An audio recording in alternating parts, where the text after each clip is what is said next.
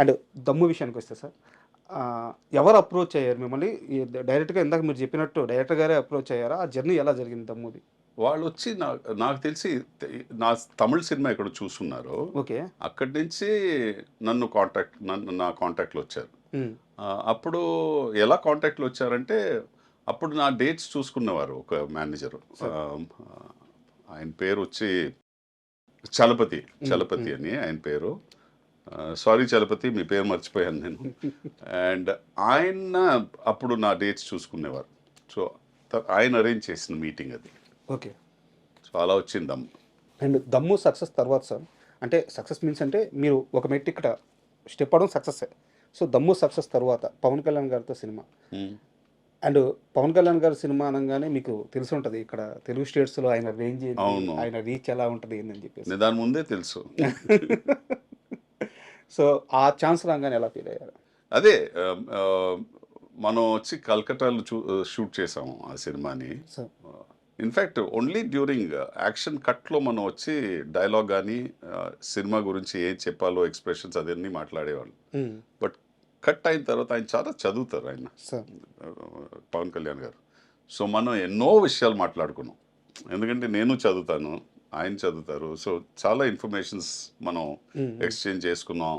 ఆయనకి చాలా ఇంట్రెస్ట్ ఈ అడ్వర్టైజింగ్‌లో నేనేం చేశాను, హ్మ్. హ్మ్. అడ్వర్టైజింగ్ ప్రాసెస్ ఎలా జరుగుతుంది, ఒక క్లయింట్‌తో మనం మాట్లాడిన తర్వాత ఆ క్రియేటివిటీని ఎలా డిసైడ్ చేస్తాం, ఎలా ప్రెజెంట్ చేస్తాం, మార్కెట్ రిసర్చ్ ఎలా అవన్నీ ఆయన ఆయన క్వెషన్స్ అడుగుతూ అలాగే మన 15 దినాలు ఆయనతో నేను స్పెండ్ చేశాను. ఓకే. మనం ఎన్నో విషయాలు మాట్లాడాం. బుద్ధిజం గురించి మాట్లాడాం, హ్మ్. స్పిరిచువాలిటీ గురించి మాట్లాడాం, హ్మ్. ఎన్నో ఎన్నో విషయాలు మాట్లాడాం. సో, అప్పుడు నాకు తెలిసింది ఏంటంటే ఆయన ఒకే ఆయన ఆయనొచ్చి ఆహ్, ఒక స్ట్రాంగ్ స్పిరిచువల్ పర్సన్ ఆయన. సార్. నేను చెప్తున్నది నాకు అప్పుడు తెలిసింది. ఓకే.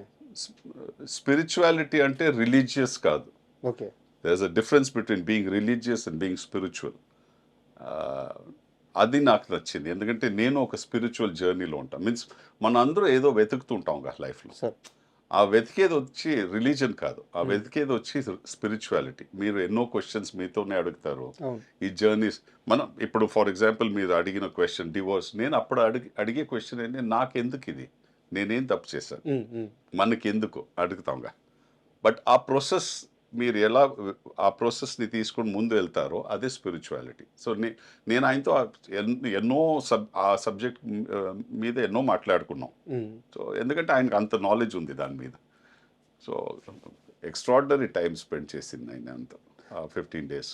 అండ్ అంటే మూవీస్ లేకుండా పవన్ కళ్యాణ్ గారితో మీ రిలేషన్ ఎలా ఉంటుంది? అంటే ఎప్పుడన్నా ఫోన్ చేయడం గాని, లే మాట్లాడడం లే లే లేదు. లే లే లే లేదు. లే లే. నేను సో, పంజాబీ పక్కన పెడితే ఇప్పుడు కళామ తల్లి అంటారు సార్. అంటే ఏ ఇండస్ట్రీ అయినా ఆ కళ ఒక మంచి నటుడిని వదిలిపెట్టదు. మీరు ఎటు ఎళ్ళిపోయినా సరే లాగద్ది. ఉండొచ్చు. తీసుకొచ్చుకుంటది. ఉండొచ్చు. ఆ అమ్మ అంటే ఒక తల్లి బిడ్డనెట్టయితే హక్కున చేర్చుకుంటదో, ఇంత గొప్ప నటుడిని ఏ ఇండస్ట్రీ గాని, సినిమా వదులుకోలేదు గదా! మీరు హ్మ్. అలాగే మళ్ళీ తిరిగొచ్చారు. Thank you. Thank you. Thank you. Hmm. And మామూలుగా ఎవరైనా 10థ్ క్లాస్ పాస్ అయ్యారనుకోండి పిల్లలు, సైకిల్ కొనిస్తారు. లేకుంటే వాడికి ఏదైనా సినిమాకి తీసుకెళ్తారు. మంచి ఫుడ్ కొనిస్తారు. మీ ఫాదర్ ఏంది బీర్ పోపిచ్చారంట? ఎందుకంటే ఇప్పుడు అందరూ చేసేదేగా టీనేజ్‌లో కాలేజెళ్తే ఫస్ట్ నేర్చుకున్నదే ఇలాంటిదే. హ్మ్. ఫ్రెండ్స్‌తో కలిసి. కొంచెంమంది ఉంటారు అది చేయరు హ్మ్. కాలేజెస్‌లో. బట్ ప్రిడామినెంట్‌లీ జనరల్‌గా చూస్తే పర్సెంటేజ్ ఇలాంటి సిగరెట్లు గాని, బియర్లు గాని ట్రై చేస్తారు. హ్మ్. మా నాన్నగారి లాజిక్ ఏముంటుందంటే, "నువ్వు ఇది ఎలాగో చేస్తావు. నువ్వు దాన్ని బాధపడకుండా ఎక్కడైనా ఎక్కడో చోట్లో అలా దాచుకొని చేయాల్సిన నీకు ఇది అవసరం పడదు. హ్మ్. నేను నీకు ఆఫర్ చేస్తున్నా. హ్మ్. బట్ దీన్ని నువ్వు ఎలా కంట్రోల్‌లో చేస్తావు అది నీ మీద ఉంది. హ్మ్. నేను నీకు సలహాలు ఇవ్వచ్చు. నేను నీకు ఒక డైరెక్షన్ ఇవ్వచ్చు. హ్మ్. బట్ దాన్ని నువ్వు నీ లైఫ్‌లో అప్లై చేసుకుంటే అది నీకు బాగుంటది. సో, నేను ఇప్పటి నుంచి నిన్ను ఒక ఫ్రెండ్ లాగా చూసుకుంటా. హ్మ్. అండ్ నువ్వు నాతో అన్నీ షేర్ చేయవచ్చు. అన్నీ మాట్లాడొచ్చు.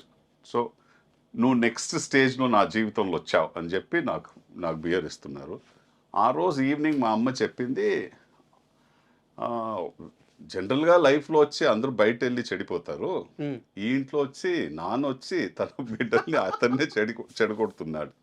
బట్ నాకు తెలిస్తే నన్ను అడిగితే ఈరోజు మీరు యాక్చువల్లీ నాకు ఒక ఎక్స్ట్రాడినరీ ఒక ఎక్స్పీరియన్స్ దొరికింది అప్పుడు.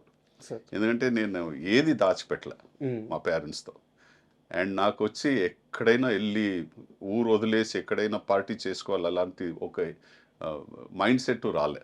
సరే. ఎందుకంటే నాకు ఫ్రీడమ్ అంత ఉండింది. హ్మ్. సో నేను ఆ ఫ్రీడమ్‌ని ఎప్పుడూ మిస్‌యూజ్ చేయలే. హ్మ్. నేను ఆ సేమ్ ఫ్రీడమ్‌ని నా కూతురికిచ్చా. సూపర్. అంతే.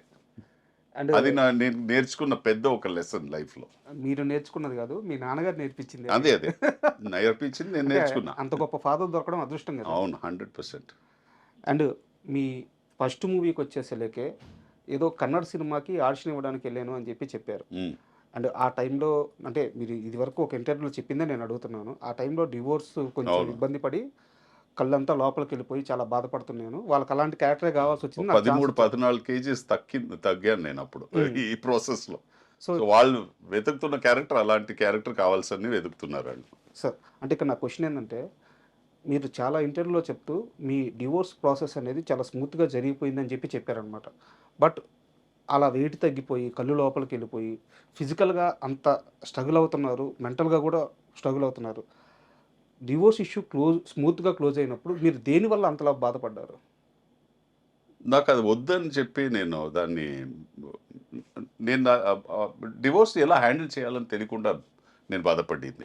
హ్మ్. ఎందుకంటే ఇప్పుడు మీరు దాన్ని వెనక్కి చూస్తే నేనంత ఒక స్ట్రెయిన్ తీసుకొని నాకు భయం ఏముండిందంటే నాకు ఒక కూతురుంది. తనకు ఫ్యూచర్ ఏమవుద్ది? హ్మ్.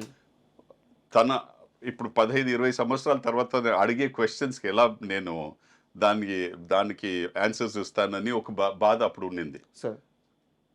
బట్ లేటర్ స్టేజెస్ అందుకే నేను అంత అంత దాన్ని చాలా పర్సనల్‌గా తీసుకున్నా. హ్మ్. అంత పర్సనల్‌గా తీసుకోవడానికి నాకు తెలిసి ఈరోజు మీరు అడిగితే అది అంత పర్సనల్‌గా తీసుకోవడానికి ఏంటి పెద్ద గొప్ప విషయం కాదు. ఓకే. యెస్ మనకి ఆహ్, మన సెపరేషన్ వచ్చి ఇద్దరు మనకి ఒకరికొకరు నచ్చలేదని లేదు. హ్మ్. మన 2 డిఫరెంట్ పీపుల్.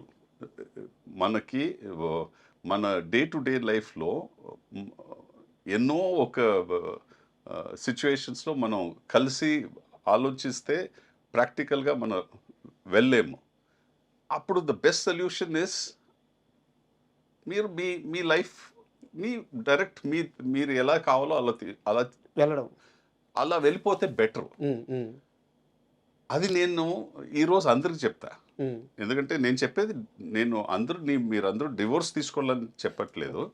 బట్ నేను ఏం చెప్పేదంటే త్వరగా చిన్న వయసులో పెళ్లి చేసుకోకండి అని చెప్తా. సరే. ఎందుకంటే మెచ్యూరిటీ ఉండదు. సరే. ఇంకోటేంటే మీరు ఎప్పుడు 30, 35 సంవత్సరాలు వస్తారో హ్మ్. మీ థాట్ ప్రాసెస్ 20 చేంజ్ అవుతది. సంవత్సరాలు ఉన్నప్పుడు 35 సంవత్సరాలు కాదు 30 సంవత్సరాలు ఉన్నది థాట్ ప్రాసెస్ మారుంటది. సార్. మీ అవుట్‌లుక్ మారుంటది. సో, ఒక ప్రాక్టికల్‌గా ఒక 5, 7 ఇయర్స్ ఆఫ్ వర్క్ ఎక్స్‌పీరియన్స్ ఉండి లైఫ్ చూసి కొంచెం సార్. తర్వాత మీరు ఏదైనా ఒక పార్ట్నర్ చేసుకొని పెళ్లి చేసుకుంటే అది బెటర్ ఉంటది. నాట్ ఎట్ 21, 22, 23 అది చాలా చిన్న వయసది. చాలా ఇంటర్వ్యూలో దాచిపెట్టి చెప్పారు గానీ, ఆ పెళ్లి చేసుకుంది మీరే గదా! లవ్ మ్యారేజే గదా అది. లవ్ మ్యారేజ్ అని చెప్పలేను నేను. ఆఫ్‌కోర్స్ చూసాం మనం. హ్మ్. అండ్ మా బ్రదర్ ఆఫీస్‌లో పనిచేసే అవును. అమ్మ. అండ్ వాళ్ళు ఫార్మల్‌గా నేను ఇమ్మీడియేట్‌గా చెప్పాను. ఇది మనం పెళ్లి చేసుకోవాలంటే ఇమ్మీడియేట్‌గా మీ మదర్, ఫాదర్‌ని నేను కలుస్తాను. మా మా అమ్మ, నాన్నని వచ్చి మీరు కలవండి అని చెప్పి ఫార్మల్‌గానే చేసాం. హ్మ్.